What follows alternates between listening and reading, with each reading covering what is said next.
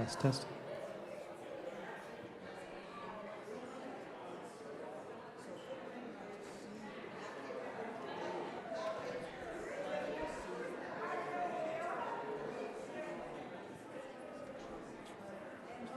All right, good morning, everyone. Welcome to Forum. Thanks for being here. We'll just get a few announcements out of the way here first. Next week, we have Kirk Cherry, who is a philosophy adjunct at PPCC. He is going to be speaking on the ethical philosophy of C.S. Lewis. So that should be an exciting talk to come to. That'll be in the chapel. And then the week after that, that'll be the 28th, we have Jim White in the chapel as well, doing his pre-JWW talk, where we'll talk ahead of time about the JWW speaker, which of course is Randy Woodley. You won't want to miss that, starting the following week, May 5th. And so then that brings us to today. So today we have Stephanie, and I forgot the pronunciation of your last name, I'm embarrassed. Izaguirre, thank you. I should have had that known ahead of time. Stephanie Izaguirre, and she first became interested in immigration law in 2001 while working at the U.S. Consulate in Rio de Janeiro. After graduating from the University of Denver School of Law, she worked as an adjudications officer for U.S. Citizenship and Immigration Services in San Juan, Puerto Rico. Then she moved to Colorado and opened Izaguirre Law Firm in 2010. And she's also the board chair for CPCD, which is the organization which runs El Paso County's Head Start program. So we're very honored to have Stephanie Izaguirre with us this morning to talk about immigration law. So let's give her a warm welcome.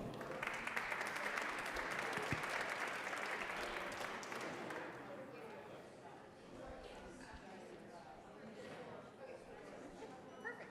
That's fine. So thank you all for having me. Rob did correctly share with you all that I first started working in immigration law in 2001, but my very first experience with immigrants was when I was 6 or 7 years old. My family was a host family for... My family was a host family for a family of Laotian refugees that came to the United States.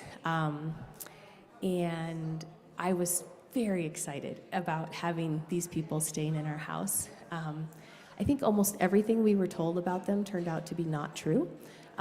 They were wonderful. They had way more experience with the Western world than we expected. But I think my parents are here today. And I think that if I have grown up, I'm 50 as of last week, but if I have grown up to do exciting and meaningful and compassionate things with my life, it's because of the example that my parents set for me beginning when I was about 6 or earlier. So I would like to say thank you for that. I did mention during the service that in a couple minutes I'm going to ask you all what you would like to know about immigration. I have a series of slides prepared, and I'm more than happy to talk about that, but I'm really interested in answering your questions. Before I ask that question, though, I want to talk a little bit about how we got to this immigration situation that we are in right now. I think we were all raised in our histories and social studies classes with this idea of kind of America, this open frontier, welcoming people from all over the world, and of course it was difficult, and of course there was racism, but we really welcomed people, and then somewhere along the line that changed. And I think that, and I talked to someone who's a social studies teacher a few minutes ago, so maybe he's going to correct me, but essentially after the Great Depression, Franklin Roosevelt put forth a series of laws that were going to change us from kind of a loose collection of states to a country with a bigger, more established federal government. And a lot of those things you know today, like the IRS, Social Security, the Veterans Administration, and our immigration laws were one of those things that came out of that change. I think in 1946, Congress passed the Administrative Procedures Act, which is really boring, but what it did is it created this framework for kind of like the IRS, kind of like the Veterans Administration, kind of like national programs that were good for our citizens. And one of the things that came out of that was immigration law. And so our immigration law has been around in one form or another since the 1800s. It started with very anti-Chinese laws that were passed. But really since the 50s and 60s, we have become concerned with this balance of welcoming people, making sure that we had people that could do the things that maybe our citizens can't or don't want to do. We definitely need immigrants in this country, but also kind of having some restrictions or some limits. And so that kind of leads us to where we are today. So before I get started, I do want to ask, what are the kind of questions that you guys are hoping that I'm going to answer today? Yes? I don't necessarily expect an answer. For a fresh immigrant, is there a point, and what would that be, where they may be considered indigenous in their new place? Okay. All right, I saw another question behind you. Yeah, how do you respond to the sort of toxic vocabulary that seems so widespread, notably illegal immigrant, when so many of the families coming across the border are processed through and are given a status of humanitarian parole? At what point do you, or how do you speak to those who continue to use sort of demeaning and dehumanizing vocabulary of even our current occupant occasionally will slip and use the illegal immigrant language? Sure. I see. Go ahead.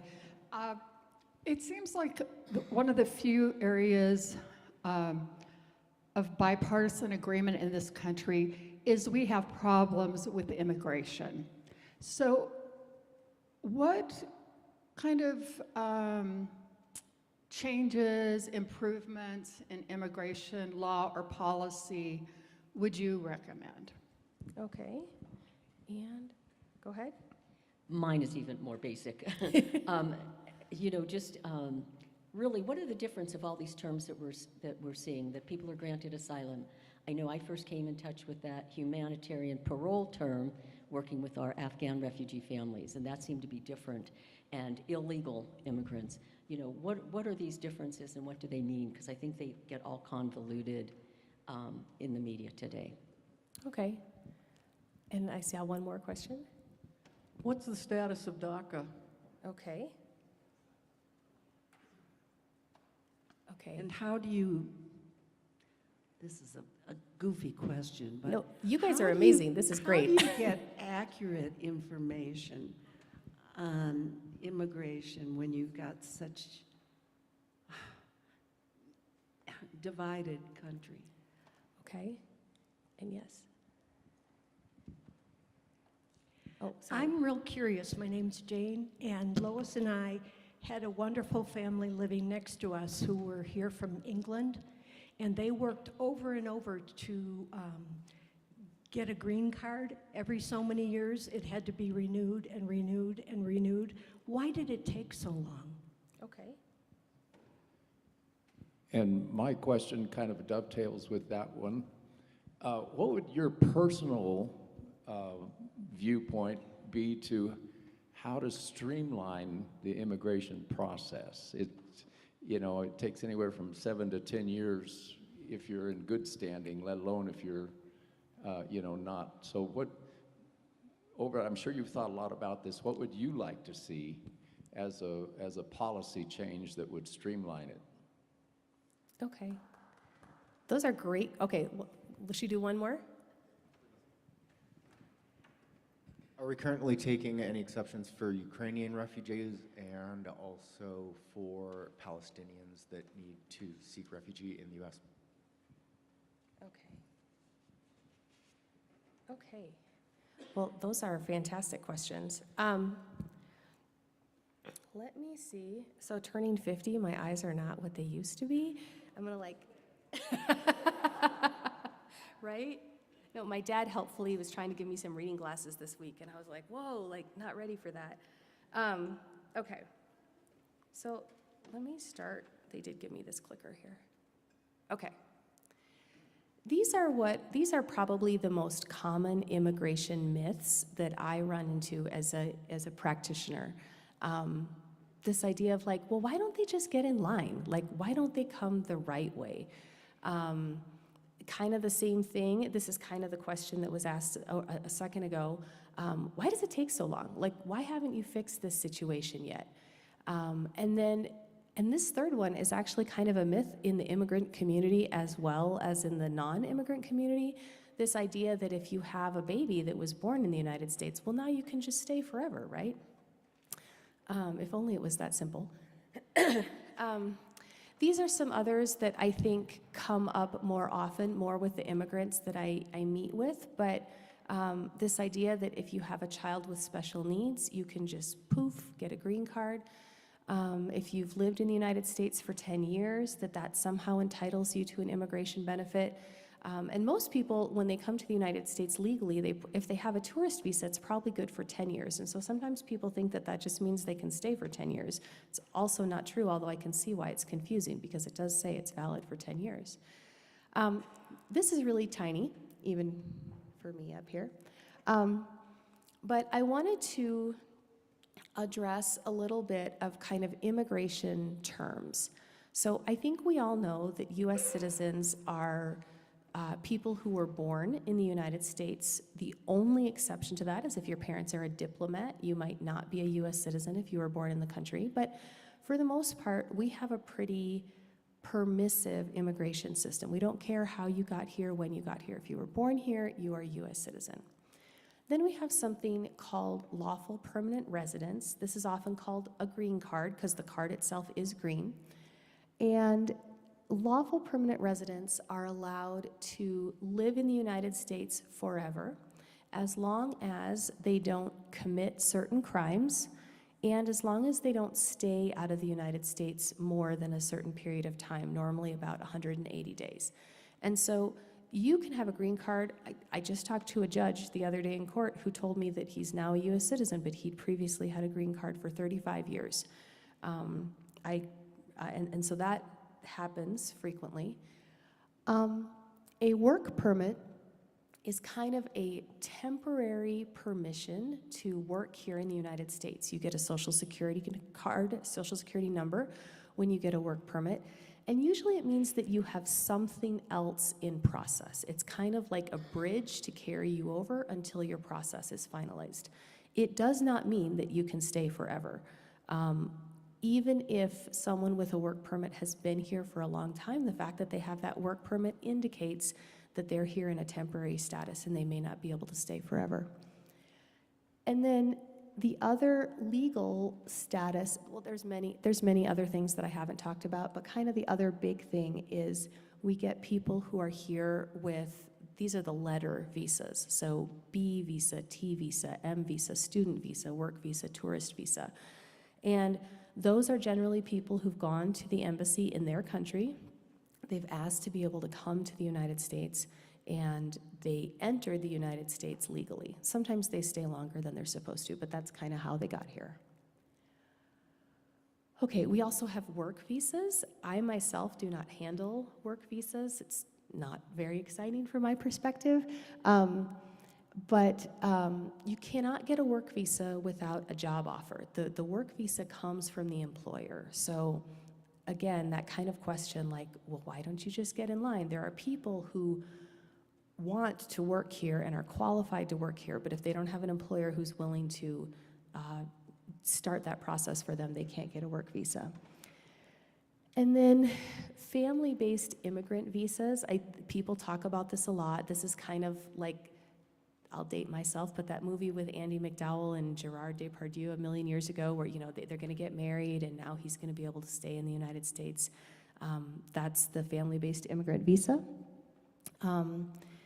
Normally, You can see I put up here for Mexicans, the waiting period can be 10 to 20 years, depending on the category. Not all categories, but for many.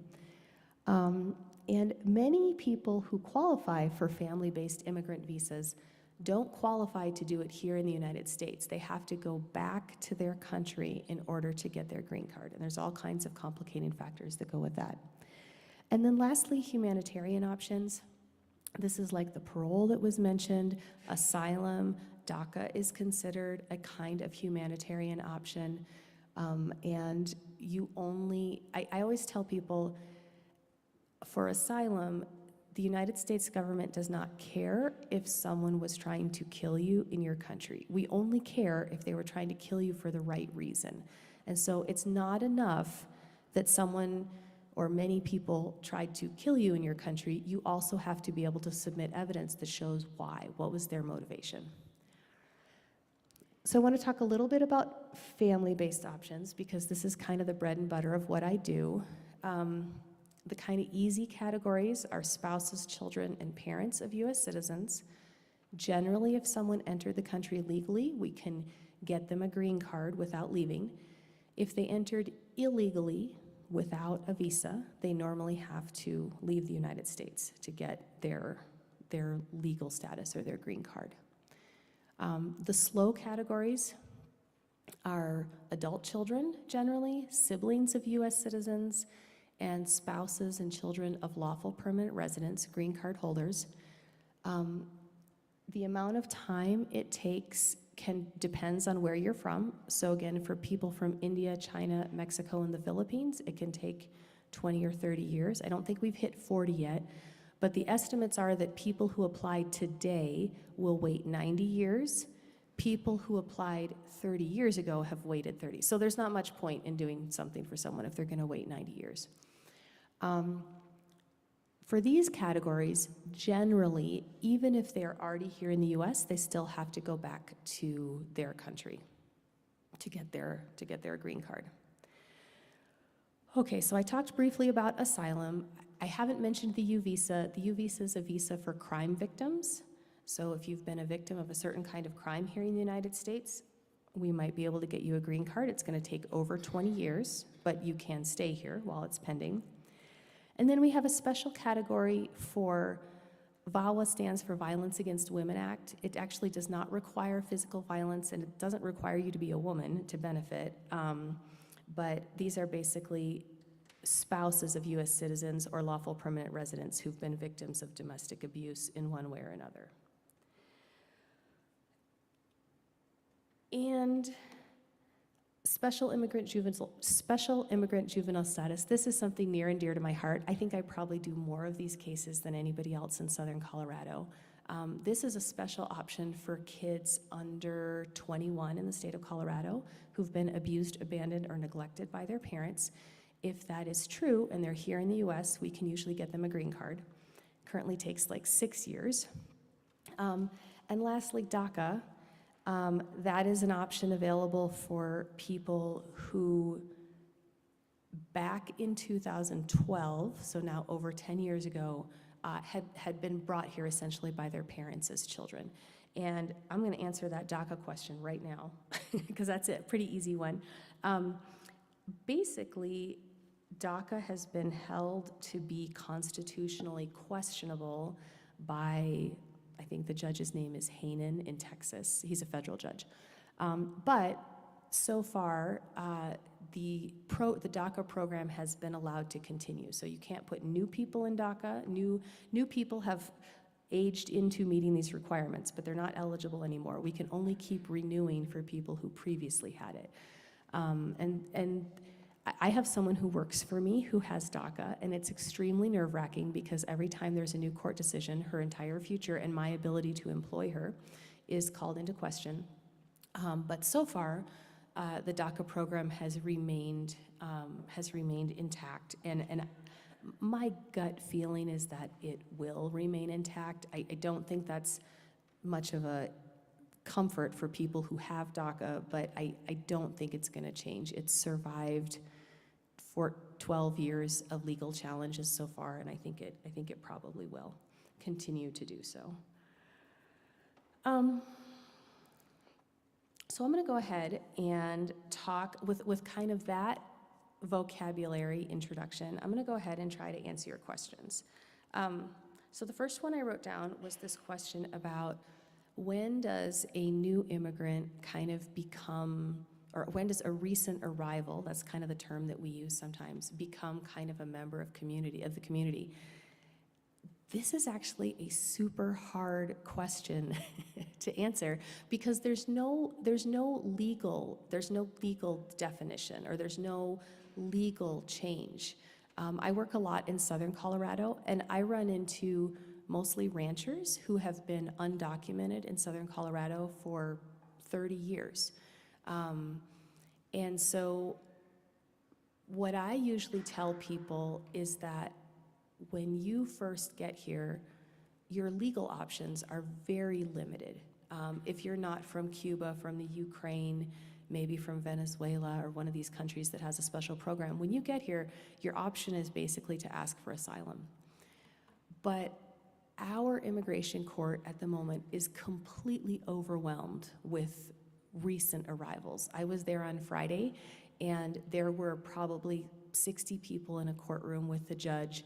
And essentially, the Department of Justice has kind of given up and has said, we don't have a system that works. We cannot process all these people. And so they've kind of made a priority system, and for people that they consider low priority, they just cancel their immigration removal proceedings, their deportation proceedings, and they kind of let them go, and they don't give them any benefits or a work permit or a social security number, but they're kind of like, well, you're on your own, good luck, stay out of trouble.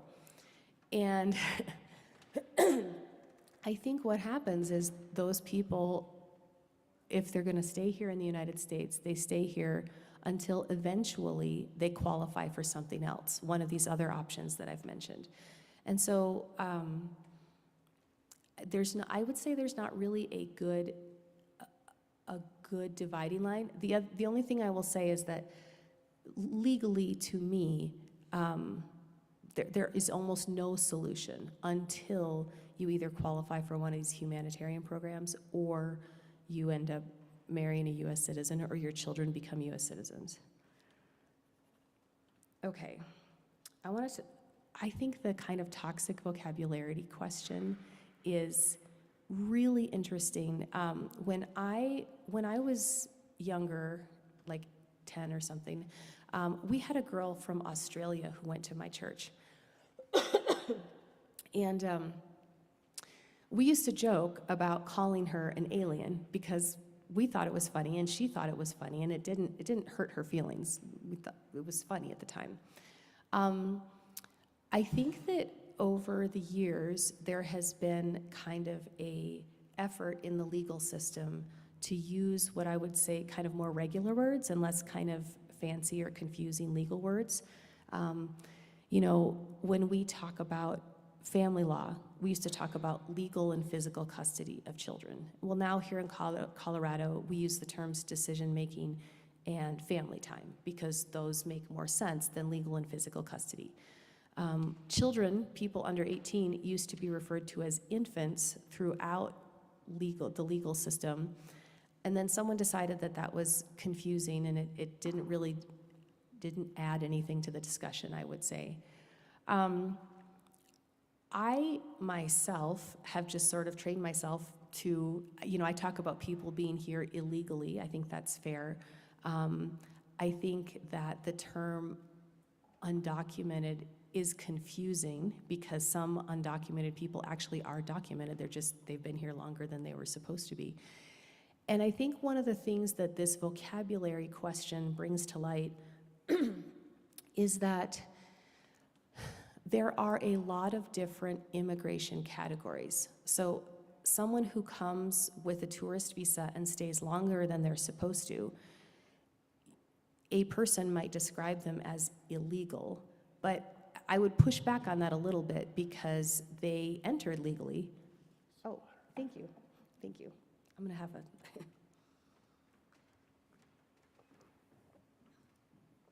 because they entered legally and they stayed longer than they were originally supposed to. Now, you don't know if they stay longer because they have an asylum case in process. Maybe they stay longer because they're married to a U.S. citizen. Maybe they have a perfectly valid legal option in front of them, but it's very expensive. I would be the first to agree that immigration representation is expensive. Maybe they know that something is going to change, but they're waiting. And so I think that people who entered with a visa but haven't, don't have permanent status, they're not green card holders, it's probably not fair to say that they're here undocumented. We also have thousands and thousands of people who are coming across the border who are asking for protection. I think it would be inaccurate to call those people illegal and undocumented because they have immigration paperwork. They have a number, they have an A number, they're registered in the system, the government knows who they are, and most of the time they're asking for help. And so to me, I don't think we can call that category undocumented or illegal because they are documented and they are here through a legal process. We also have people who have a green card, they're supposed to be here, but maybe they've committed a crime. And for example, I once had a client who was deported because he had a green card. He grabbed a woman in a hallway, which is not okay, not condoning that in any way, but he kind of grabbed her and scared her, and he eventually pled guilty to, I think, some kind of assault crime. And then he had some mental health issues, and he ended up losing his housing. He was homeless. He ended up in a diner. He ordered a $7 sandwich and didn't pay for the sandwich. He left the restaurant without paying. Well, that was 2 crimes involving moral turpitude, and he was deported because of that. I did everything I could to stop the deportation, but he didn't qualify for any kind of waiver. I'm not sure that I think that's a just outcome. In fact, I know I think it's not a just outcome. But the point is that he was here legally until his court process was completed. And just like any other court process that we have, he had the right to be here until that court process was complete. And so I think that people who truly care about the issue need to take the time to learn that it's a complicated issue, that not everyone who is in immigration court or can't live here permanently is undocumented, and to understand that if it's confusing for me, or maybe confusing for you guys, even though I've talked you through it, imagine how confusing it is for like a police officer who really shouldn't need to be worrying about someone's immigration status, but some of them take it upon themselves to try to figure it out. Or maybe, I don't know, someone who's deciding whether or not people get benefits or something like that. It's really complicated.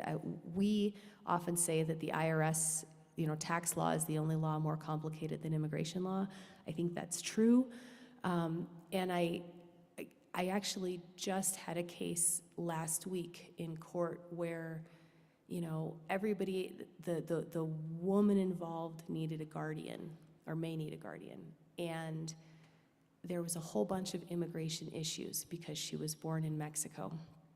And, everybody has their opinion and their 2 cents about where she should be and where she should be living and who should be paying for her. But, the judge eventually said, I can't figure this out. Like, I'm not an immigration judge. I'm not gonna figure this out. So we're not gonna spend our time solving immigration issues today.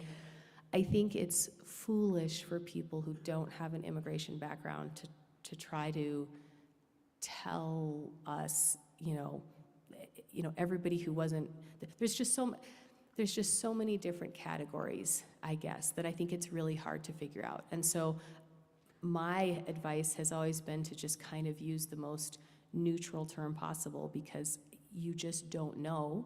Even if someone wasn't born here, or even if they don't have a permanent solution, quite often they do have what I would say legal authority to be here.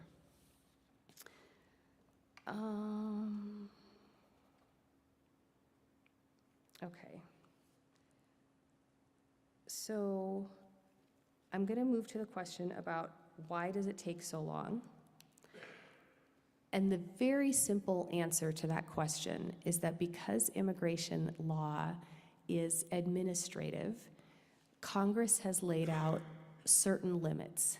10,000 U visas a year, maybe 40,000 immigrant visas a year, a certain number of work visas. There are very specific numerical limits. And so when you have more people in line than you have visas available, people have to wait. There's no other way around it. U visas, which are visas for crime victims, there are 10,000 available per year. There are currently over 200,000 people in that line waiting. And what that means is that the minute you get in line, you have a guaranteed 20-year wait before your visa is finally approved. Now that's actually a really easy fix because Congress just has to raise the limit. Our Congress has not been very effective at making immigration law changes over the last 20 to 30 years. But when people ask, why does it take so long? That is why. You're only allowed to get in line if you meet certain criteria, and then the line is often very long. And the amount of time, the length of the line changes depending on, it's also balanced by country. So for example, the line for Mexican citizens, Chinese citizens, Indian citizens is much longer than, like, say, the line for Cubans or Venezuelans or Hondurans, because they're in a different category. On to the Ukraine question. I think I have like 3 minutes. Onto the Ukraine-Palestine question. I think that there are not any new programs available that I'm aware of. We have You for Ukrainians, Uniting for Ukraine. And we have these recent parole programs for Cuba, Venezuela. I know I'm forgetting somebody. But again, because administrative law, so the executive branch has a certain amount of authority to make changes to immigration law without congressional approval. That's how we got DACA. But there's now a lot of case law that essentially is arguing that President Obama overstepped his executive authority when he created DACA. And so our current administration is has to stay within those lines when they're deciding what to do for current individuals. I do not, I heard someone say this, and as soon as I thought about it, I thought it was extremely smart. You know, Democrats like immigrants pretty much all the time. Republicans only like immigrants when it's like good for the economy, or we're not scared. I don't know. Sorry, I'm going to try not to veer too much into politics. But the point is, we are most likely to get significant beneficial for immigrant reform during a Republican administration, because the Democrats always like immigrants. They're probably in favor of reform at any time. But in order to make true changes, we would need Republican support, and not like, oh, we're so embarrassed to be casting our votes for immigrants, please don't notice, but more like, we're excited, immigrants are good for business, they're good for America, they're good for the economy, you know, we believe in business, we believe in America, let's make the American dream come true, like that kind of administration. I don't know that we're gonna have that anytime soon, but I keep hoping. Okay. I'm going to answer the reform question, and then I know there's like 2 or 3 questions that honestly I took notes, but I can't read what I wrote. So after almost 20 years of working in the immigration field, our immigration law is all about hardship. It is all about, like, who is going to suffer if this person doesn't get what they're asking for.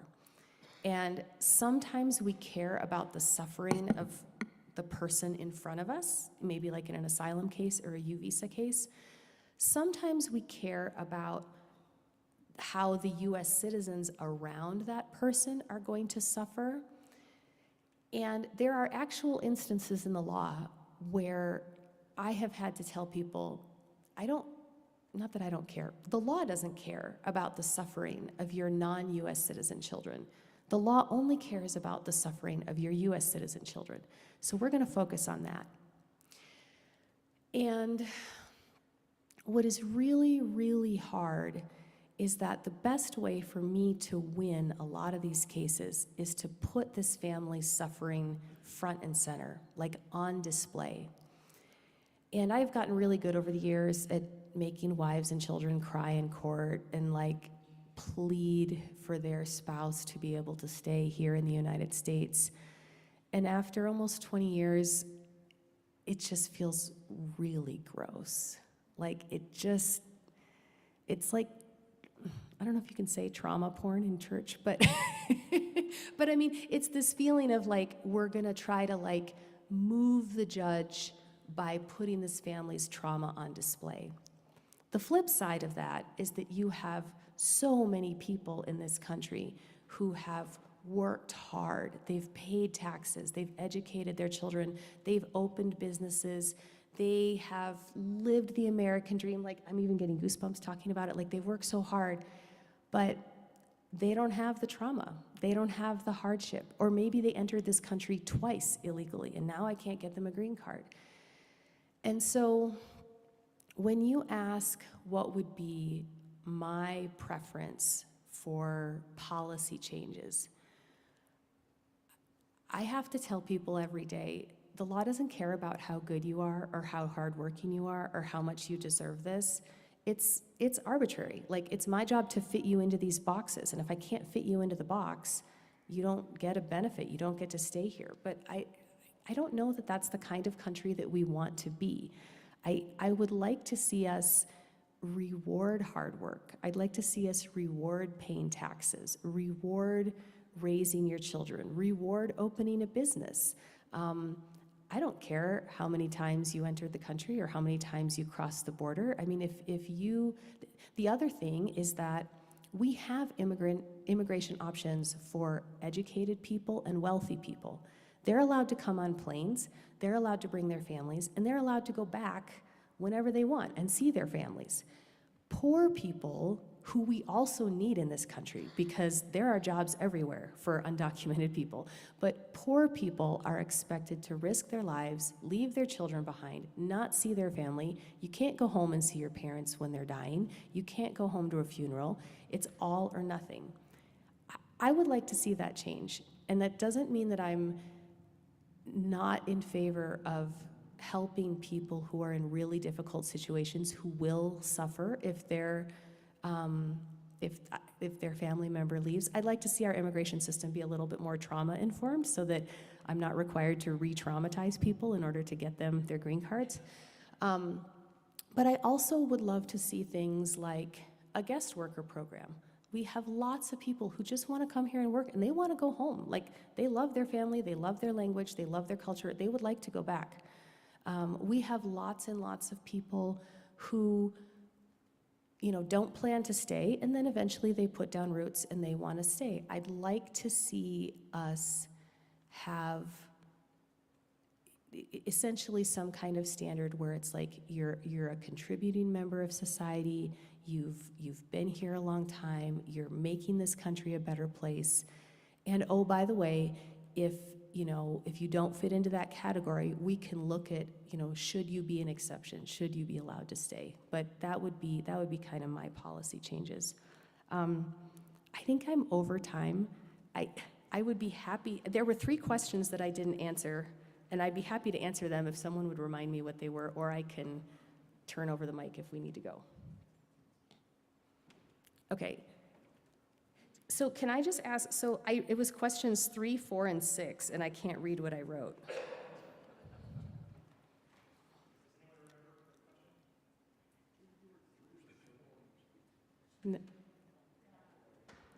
Well, if no one's feeling unheard, that's fine.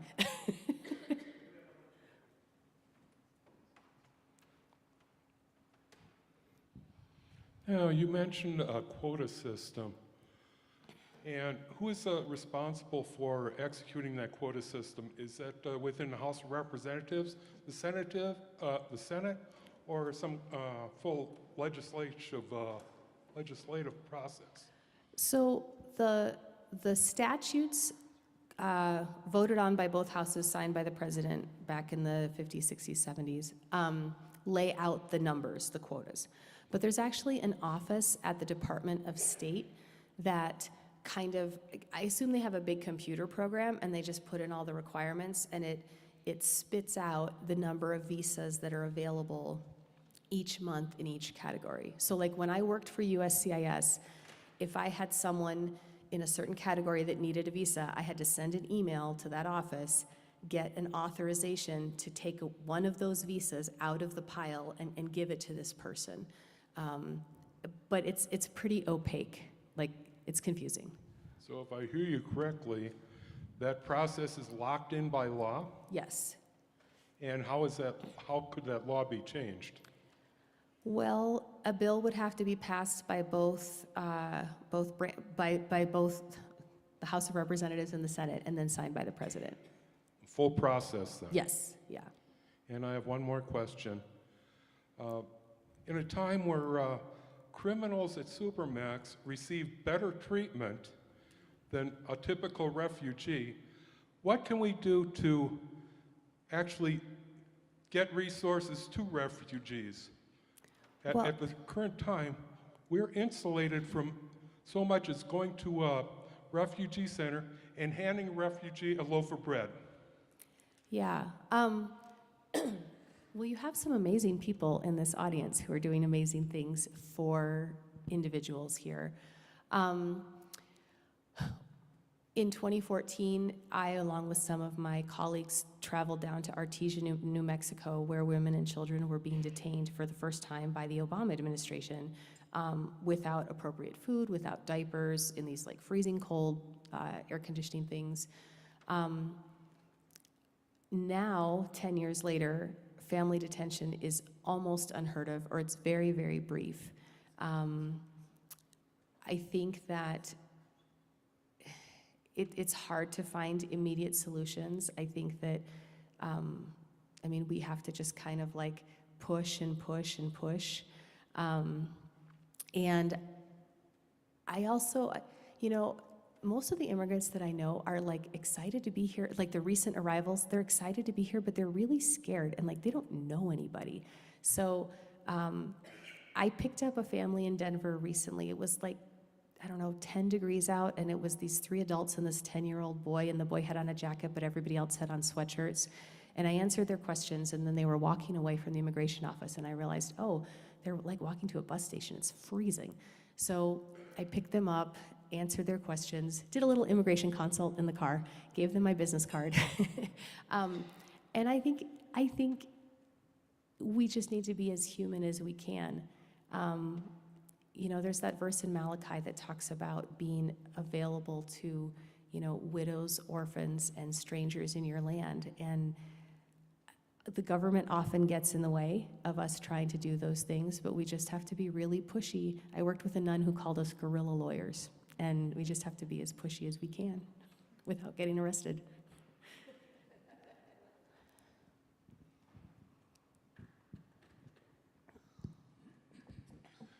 I read recently that Congress was very close to immigration reform, and then the Republicans scuttled it. So what was that reform, and how does that look in the future for possible reform? So I would be the first person to admit that the situation at our border is currently not sustainable and probably not good for everybody. And so the way immigration reform usually goes is that the Democrats have to give up on enforcement issues, and the Republicans have to give up on like issues for people who are already in the United States. And so I think that was the kind of trade that was going on. I actually, and I've thought about this a lot. I actually think that no amount of enforcement is ever going to fix the situation at the southern border. If you've ever met a mom or a dad who, you know, someone threaten their child or they think their child has no future in their country, like, you're not going to stop them with barbed wire, with a river, with a wall. Like, they'll find a way. And so I really think that foreign policy-wise, if we invested half the amount of money that we have on the border for, like, improving conditions in their countries, then those people wouldn't want to leave because they'd feel safe and they felt like their children had a future in their country. I don't know. I think the Border Patrol, I don't even remember, but it's like billions of dollars that the Border Patrol receives. And they may have some humanitarian training now, but their mindset is not like humanitarian.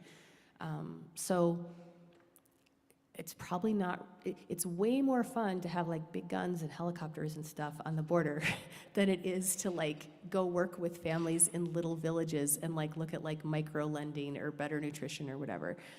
But I don't think the problem gets solved on the border.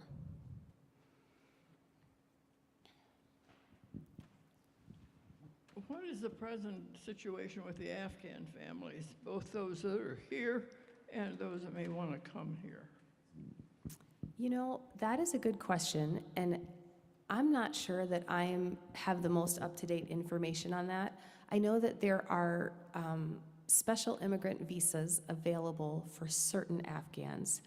I know that there are many Afghans who are eligible for those kinds of visas, but they have to get out of Afghanistan in order to be able to request the visa, and I think that's been difficult. And that's about the most recent information I have on that. Well, I think what you're asking is there's these temporary paroles that have been approved for people in certain categories, and on paper they are temporary. Our government does not have a history of sending people back in those situations. The Afghanistan and Ukraine are a little bit different than like El Salvador, Honduras, our temporary protected status cases. President Trump tried really hard to send those Central American and other TPS people back during his administration. He ultimately wasn't successful. And so kind of like DACA, kind of like TPS, my feeling is those people will be allowed to stay. But I don't know that they'll ever be given any kind of like green card, like permanent status. Can you explain the difference between a refugee and an immigrant? Oh, sure. So a refugee is someone who has been essentially certified, for lack of a better word, by the United Nations that they are deserving of the protections that would allow them to stay in the United States. So this isn't technically true, but asylum is like you think you're a refugee and you want to come to the United States and you want the United States to say, yes, you're a refugee. A refugee, a true refugee, has already been determined to meet those asylum requirements. And so they are given like they're brought to the United States. They don't have to find their own way. There's all kinds of special options available for them, benefits available for them. There's exemptions available for them, but they're very limited. You have to come through a resettlement agency. That family that I mentioned from Laos when I was a kid, they were refugees, meaning that they were in a camp somewhere and they were brought to us through a resettlement agency. Asylum seekers are different, and then I think it would be 100% incorrect to call a refugee undocumented. They're just not. They're not documented. I mean, they're here the way they're supposed to be, like a tourist visa. But it sometimes gets confusing because asylum seekers kind of overlap some with refugees. And asylum seekers, their claims are generally more complicated. And so it's more difficult to determine if they qualify. Stephanie, we have a question from the live stream. Okay. And this is, what neutral term do you use for immigrant people? And I think we can close with this question. Yeah. So I usually just say undocumented. I'm not sure that it's the most accurate, but I haven't heard, to me, more than being legally accurate, I'm interested in finding a neutral term that doesn't bring with it negative connotations. And so I usually use the term undocumented, but whenever I can, I try to engage in discussions like this to kind of clarify that it's really not even the greatest term. It's a very, very complicated process. And so it's kind of a catch-all word, but maybe we'll find a better one. So thank you all very much. Thank you, Stephanie Izaguirre. Thank you, everyone.